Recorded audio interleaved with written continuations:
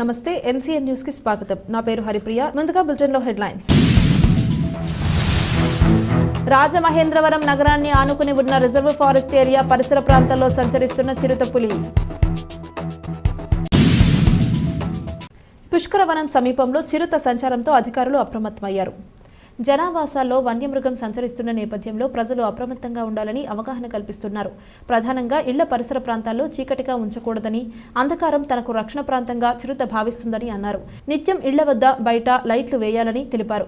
రైతులు రాత్రి వేళల్లో పొలాలకు వెళ్లవద్దని, వేకోజామున వెళ్లినా బృందాలుగా సంచరించాలన్నారు. తప్పనిసరిగా టార్చ్ లైట్ వేసుకుని వెళ్లాలని సూచించారు. ముఖ్యంగా చిన్నపిల్లలను ఒంటరిగా బయటకు ఆటలు, బహిరంగ ప్రదేశాలకు పంపవద్దన్నారు. దివాన్ చెరువు రిజర్వ్ ఫారెస్ట్కు ఆనుకుని అనేక గ్రామాలు ఉండడంతో స్థానికంగా కుక్కలు, పందుల సంఖ్య అధికంగా ఉందని, దీనివల్ల అవసరమైన ఆహారం పుష్కలంగా ఉన్నందున సురక్షిత ప్రాంతంగా చిరుత భావించి ఉండవచ్చని ఇన్ఛార్జ్ జిల్లా అటవీ అధికారిని భరణి తెలిపారు.